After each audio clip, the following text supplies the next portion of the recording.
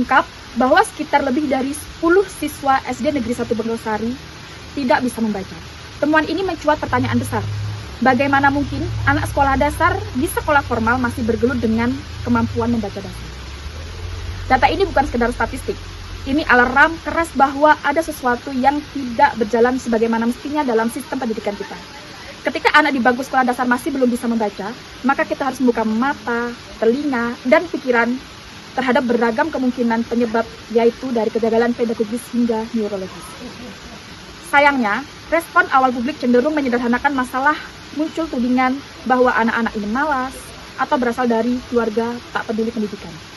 Ini narasi lama yang sering dijadikan kambing hitam, bahwa masalahnya bisa jauh lebih kompleks, termasuk mungkin disleksia atau gangguan belajar spesifik lainnya. Tidak semua anak yang tidak bisa membaca itu bodoh atau malas atau bahkan korban kelalaian dari guru. Banyak dari mereka mungkin memiliki kecerdasan yang normal, bahkan di atas rata-rata, tetapi memiliki perbedaan neurologis dalam memproses simbol-simbol bahasa. Telah data hasil pembelajaran para siswa dan kendalanya di kelas. Yang pertama,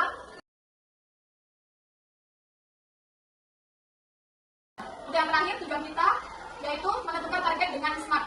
Mari menentukan target komunitas belajar dengan cara yang SMART. Ini adalah beberapa program yang sudah dijalankan di Kombel SD Negeri 1 Bengkosari untuk mewujudkan visi sekolah. Sekolah inklusi menciptakan keadilan dan kesetaraan semua siswa. Apakah program tersebut sudah mencerminkannya? Dari program sekali, sekawan, satu kata, apa sudah mencerminkan kesetaraan dari program tersebut? Sudah. Contohnya bisa dijelaskan? Contohnya program yang sembahyang bersama. Sembahyang bersama itu kan di programnya kita itu isi bergiliran itu memimpin itu artinya tidak memandang anak ini sebagai kita atau kurang kita artinya bisa merasakan untuk bergiliran memimpin bersama. Tepuk tangan itu Bapak Adi. Apakah ini yang disebut keadilan? Ya, padahal mereka mempunyai jumlah satu bangku yang sama, tapi ini tidak disebut keadilan. Kemudian satu-satunya. Nah, kalau ini boleh. Nah, ini. Jadi keadilan itu tidak melulu kita mendapatkan suatu hal yang sama, tapi kita mencapai hal yang sama. Kita sama-sama melihat padahal kita tidak mendapatkan hal yang sama. Terus, lantas apa yang perlu guru lakukan agar kedua siswa tersebut mendapatkan kesetaraan belajar dengan siswa yang lain dengan mencapai belajar yang sama? Kira-kira apa? Bu Indah? Kira-kira dengan dua siswa tersebut, apa yang perlu guru lakukan agar kedua siswa tersebut mendapatkan kesetaraan belajar yang sama? Kira-kira kalau kita sebagai kelas 1 tahun lalu sudah mengajarkan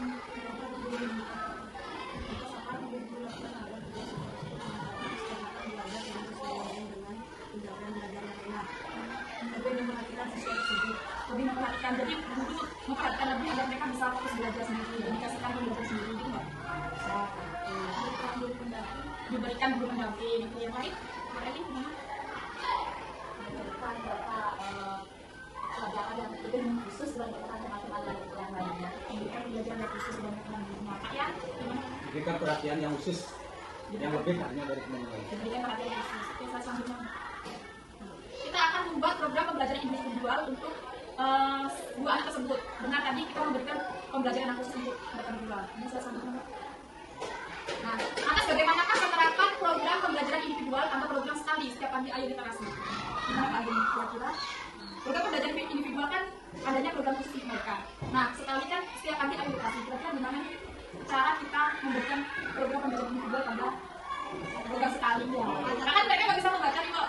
Nah, kadang kita setiap pagi ya, setiap pagi kita sekali. Diatur dari dua anak itu perlu didampingi oleh guru satu, jadi didampingi dan melakukan sekali itu. Kalau yang lainnya kan sudah khusus untuk yang belum bisa membaca itu didampingi supaya ikut perlu pendampingan, perlu didampingi. Nah, program yang dirancang untuk membantu peserta didik ABK mendapatkan layanan pendidikan yang sesuai dengan kebutuhannya. Jadi, jika dalam program sekali dia mendapatkan angka 10 dan 8 untuk dijumlahkan, dia bisa menjawabnya dengan benar dikarenakan sesuai kapasitas kemampuannya. Kemudian, namun berbeda dengan kedua siswa tersebut, jika mereka mendapatkan angka 10 dan 8, mereka cukup untuk bisa menyebutkan dengan berapa yang mereka miliki. Jadi, jika siswa yang sebelah kanan mendapatkan penjumlahan 10 dan 8, dia bisa tahu, oh hasilnya 18 10. Nah, sedangkan kalau bisa dengan menyebutkan aja, oh ini angka 10, ini angka 8. Lantas, seberapa mampukah SD Negeri 1 Bengkosari dalam mencapai komunitas belajar kreasi untuk mewujudkan sekolah inklusi? Kira-kira dari 1 sampai 10 bintang, kita bisa nggak mewujudkan di sini? Dari Pak Lulu, bintang berapa? 8. Dari bola kita bintang berapa, Bu? Bintang 7 dari Bu.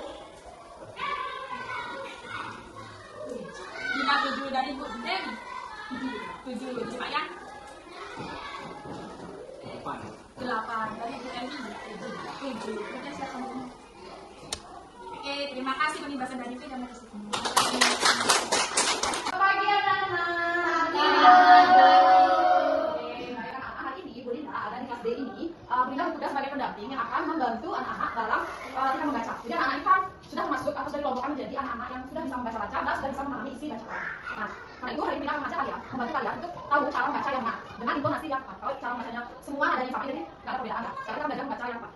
Hari ini kita akan belajar cara membaca pembukaan Undang-Undang Dasar Negara yang Undang-Undang Dasar Negara Republik Indonesia tahun 1945. apakah dia itu ketika membaca dia langsung di sambungin itu aja atau ada jeda? Ada jeda. Nah, buka aja mulutnya, bebas ngomongnya ya. Undang-Undang Dasar Negara Republik Indonesia tahun 1945. Pembukaan, buka aja mulutnya dia, jangan ditahan suaranya ya. Bahwa sesungguhnya, pokoknya tekanin kata itu. Ya, jangan ngambang suara.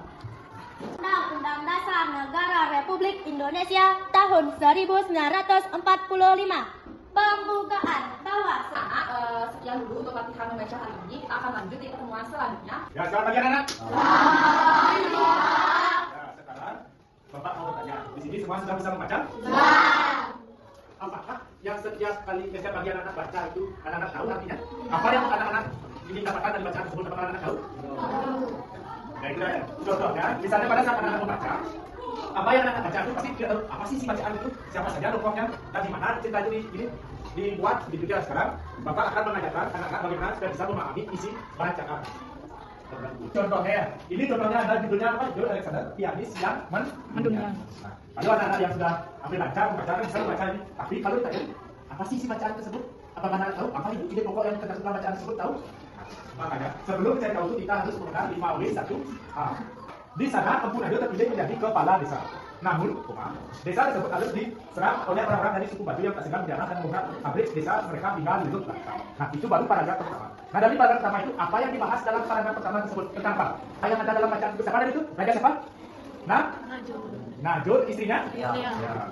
Mereka tinggal di Lut Lawi. Nah, nanti kalau mencari ide pokok bisa di awal paragraf atau di akhir paragraf. Di sini diceritakan desa yang ditinggali oleh Empu Nado dan istrinya itu diserang oleh orang-orang dari suku siapa? Suku Baduy. Dari mana? Nih.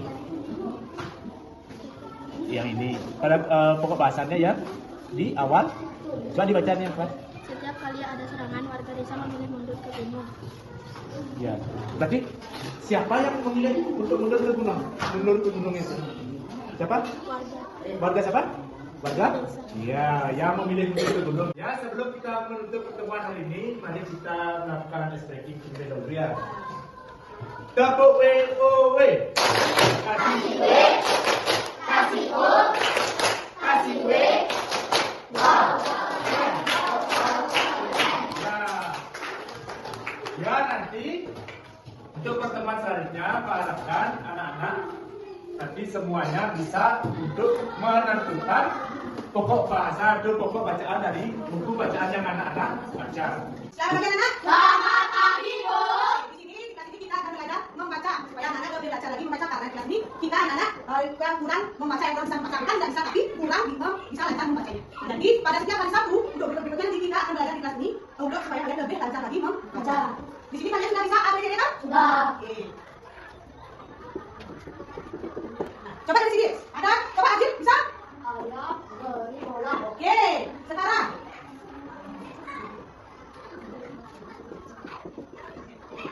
Coba Andre.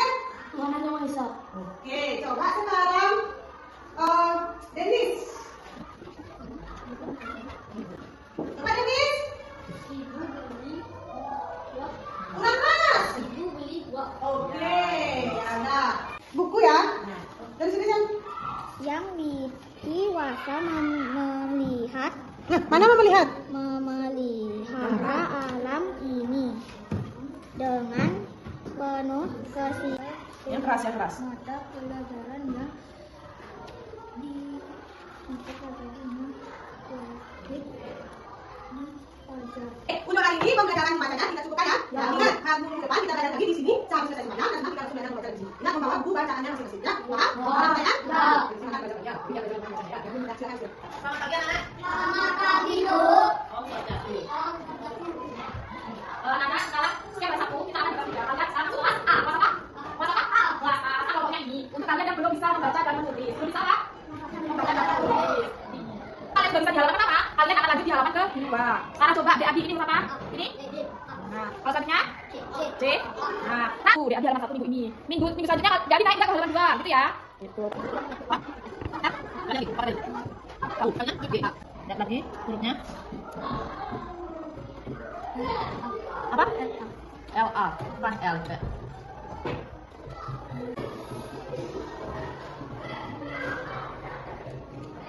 Ini huruf ini? Ganda.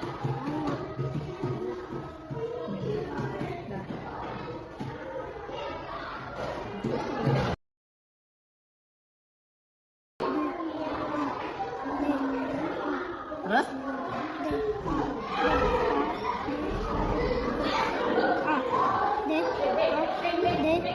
Lihat ini. Huruf apa ini? Oke. A. D. Lihat. Beda nih hurufnya. Ini D. Kalau yang ini? D. Sekarang yang B. B. B. B yang tunjuk, Mbak. Yang mana B? Iya.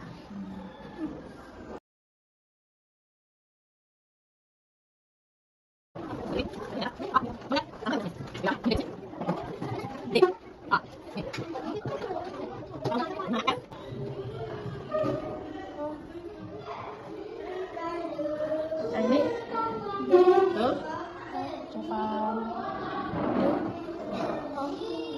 C. O. D. O.